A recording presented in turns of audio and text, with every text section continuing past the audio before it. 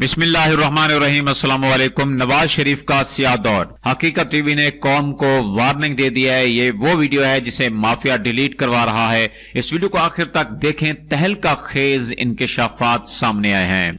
जो लोग कहते हैं कि नवाज शरीफ को दोबारा पाकिस्तान का वजीर आजम होना चाहिए, ये पाकिस्तानी कौम का एक ऐसा वक्त रहा है, पाकिस्तानी कौम की एक ऐसी फितरत रही है कि हम बिल्कुल माजी को भूल जाते हैं, माजी को हम याद करते नहीं हैं और फिर हमें याद नहीं रहता कि माजी में हमारे साथ किसने क्या किया है, वो हमें याद बिल्कुल ही नहीं रहता है। उस वक्त जब नवाज शरीफ था तो ये पाकिस्तानी कौम ए रोज ये एहतजाज करते थे, कभी दहशत गर्दी के हवाले से, कभी बिजली की लोड शेडिंग, कभी गैस की लोड शेडिंग, और बेरोजगारी थी और उसके साथ साथ महंगाई भी थी, सब कुछ था। लेकिन हम भूल जाते हैं आज इमरान खान साहब आए हैं तो ये अवाम उनके पीछे लग चुकी है और कहा जा रहा है कि नवाज शरीफ से इससे बेहतर था, नवाज शरीफ बहुत अच्छा काम कर रहा था। लेकिन ये बार बार इसी तरह का कमेंट सुन सुनकर, और मैं आजकल जब देखता हूं ये मुस्लिम लीग नून के लोग प्रेस कॉन्फ्रेंस करते हैं तो उसमें ये कहते हैं कि हमारी हुकूमत ये थी, हमारी हुकूमत 2013 में 13 से लेकर 2018 तक हमने बहुत कुछ किया है, पाकिस्तान की मईशत बेहतर हुई है, बेरोजगारी हमने खत्म कर दी थी, महंगाई नहीं थी। ये सब का सब झूठ और फ्रॉड है कौम के साथ। कौन इनको जवाब दे? इनको जवाब देने के लिए आज मैंने बिल्कुल ठान लिया है कि हर सूरत में पाकिस्तानी कौम के सामने ये इंकशाफात हैं और 2013 से लेकर 2017 तक नवाज शरीफ की मुकम्मल कहानी मैं इस कौम के साथ आज रखूंगा। नवाज शरीफ इस तरह की जो भी वीडियोस जो भी बनाता है, नवाज शरीफ का जो सोशल मीडिया है वो इसे बंद करने की कोशिश करता है, लेकिन हम ना किसी से डरने वाले हैं, ना ही किसी के आगे झुकने वाले हैं। जो हकीकत है वो इस कौम के साथ रखेंगे क्योंकि ये हमारा वादा है। दोस्तों, नवाज हुकूमत में सिर्फ 4 सालों में 30 अरब डॉलर का रिकॉर्ड कर्ज लिया गया है, जो कि अब तक का सबसे ज्यादा कर्जा है, जिसकी वजह से आलमी मालियाती इदारों का पाकिस्तान पर से भरोसा ही उठ गया था। और जबकि इस हुकूमत की पॉलिसीज की इंतहा यह थी कि तारीख में पहली बार मजीद कर्जा हासिल करने के लिए आलमी मालियाती इदारों के पास अपनी मोटरवेज, हवाई अड्डे और रेडियो पाकिस्तान की इमारत गिरवी रखवा दी हैं। और इसके साथ ये नवाज शरीफ का 2013 का मैं आपको उनका वो दौर था जिसके बारे में आज ये दावा करते हैं कि बहुत अच्छा दौर था, तो इसके बारे में मैं आपको जरा बता रहा हूं, आप जरा देखते जाइए। अगर कोई शख्स ये करना चाहे कि आप सईद भाई गलत कह रहे हैं तो वो कमेंट करे या मुझसे राब्ता करे इस हवाले से कि आप गलत कह रहे हैं। मेरा चैलेंज है कि मैं जो कुछ भी आपके सामने शेयर कर रहा हूं वो बिल्कुल ठीक है। और इस तरह दोस्तों, साल 2012 और 13 में पाकिस्तान का कुल तिजारती खसारा 15 अरब डॉलर था, जो साल 2016 और 17 में बढ़कर 24 अरब डॉलर तक जा पहुंचा, जो कि पाकिस्तान की तारीख का बदतरीन तिजारती खसारा था।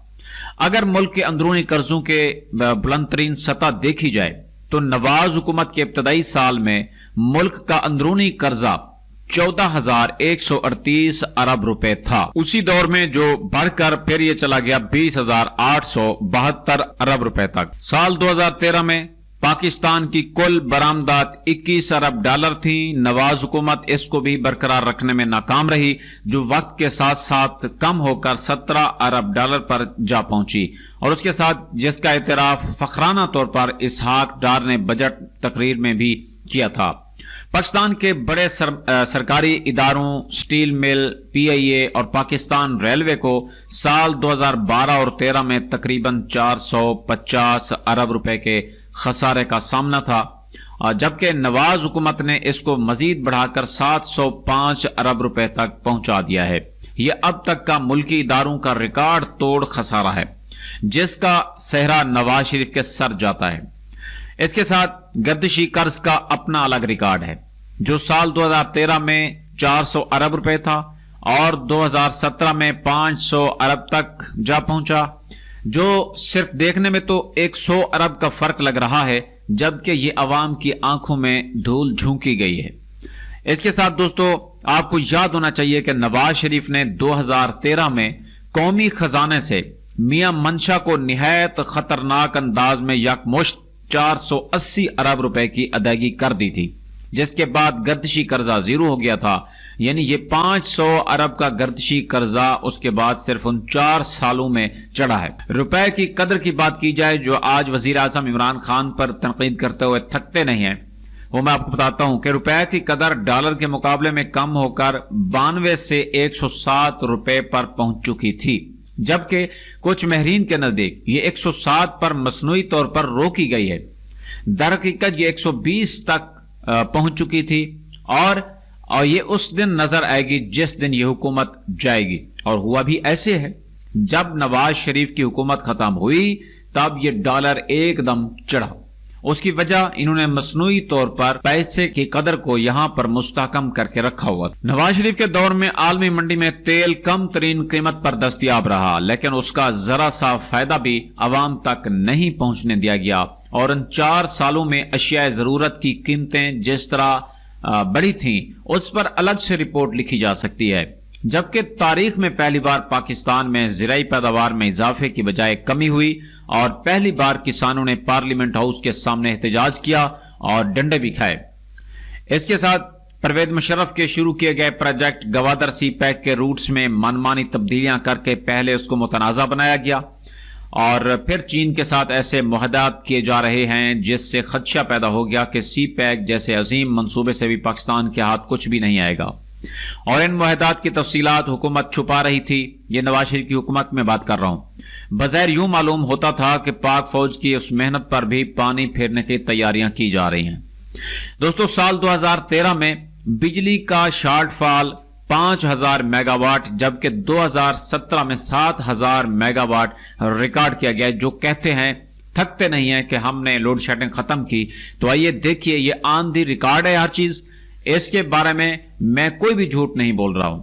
سال 2013 میں بجلی کا شارٹ فال 5000 میگا واٹ جبکہ 2017 میں، اب اندازہ کریں یعنی 4 سال کے بعد 2017 میں 7000 میگا واٹ ریکارڈ کیا گیا. یہ شارٹ فال ہے. یہ 2000 میگا واٹ معمولی نہیں. یاد رہے کہ 2013 میں بجلی کا بحران دور کرنے کے لیے 500 ارب روپے کی خطیر لاگت سے جن منصوبوں پر کام جاری تھا وہ بھی ایک ایک کر کے ناکام ہو گئے تھے. اور ان میں نندی پور، قائد اعظم سولر پارک اور نیلم جہلم جیسے منصوبے شامل تھے جس میں قوم کے 500 ارب روپے ڈوب گئے. کوئی پتہ نہیں کہ یہ پیسہ کہاں گیا ہے. وہی کرپشن کی نظر ہو گئے. نواز شریف وہ حکمران ہیں کہ جن کو یہ اعزاز حاصل ہے اور رہے گا کہ ان کے دور میں پہلی بار گرمیوں میں لوڈ شیڈنگ اور پانی کی قلت کی وجہ سے صرف کراچی میں 1200 لوگ مر چکے تھے، جبکہ تھار پارکر میں غذائی قلت سے سالانہ سینکڑوں بچے مر گئے. دیامیر بھاشا ڈیم کے لیے ہر سال 30 ارب روپے مختص کرنے کا اعلان ہوتا ہے مگر وہ رقم کہیں اور لگا دی جاتی ہے اور تاحال دیامیر بھاشا ڈیم کی تعمیر کا آغاز تو دور اب تک اس کے لیے جگہ بھی متعین نہیں کی جا سکی ہے. یہ نواز شریف کے دور کی بات کر رہا ہوں، لیکن وزیر اعظم عمران خان نے دیامیر بھاشا ڈیم پر کام کرنا شروع کر دیا ہے اور انشاءاللہ جلد ہی یہ ڈیم مکمل ہوگا. پاک فوج نے کلبھوشن کی شکل میں جاسوسی کی تاریخ کی سب سے بڑی گرفتاری کی ہے اور نواز حکومت کو موقع دیا کہ وہ بھارت کا مکروہ چہرہ پوری دنیا کے سامنے بے نقاب کریں.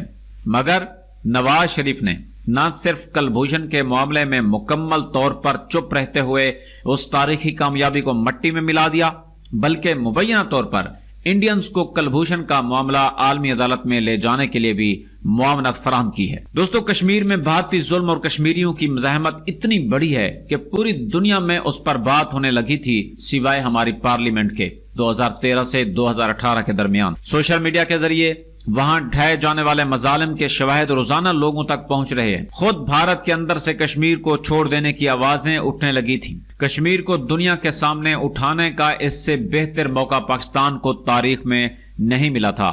لیکن نواز شریف نے کشمیری ہونے کے باوجود سوائے اقوام متحدہ میں ایک رسمی بیان جاری کرنے کشمیر پر مکمل خاموشی اختیار کیے رکھی، حتیٰ کہ اب خود کشمیری بھی اس خاموشی کا گلہ کرنے لگے تھے. البتہ کشمیر کے لیے پاکستان سے اٹھنے والی سب سے طاقتور آواز حافظ سعید کو نظر بند کر دیا گیا تھا۔ دوستو ان 4 سالوں میں نہ صرف بھارت نے LOC کی سب سے زیادہ خلاف ورزیاں کی تھی بلکہ افغانستان نے بھی پہلی بار پاکستانی سرحدوں پر حملے کیے تھے، لیکن مجال ہے جو اس کے خلاف نواز شریف کی زبان سے ایک لفظ نکلا ہو۔ ڈان لیکس کی بات کرتے ہیں۔ ڈان لیکس میں پاکستان پر دہشت گردوں کی معاونت اور دنیا میں دہشت گردی کرنے کا الزام لگایا گیا۔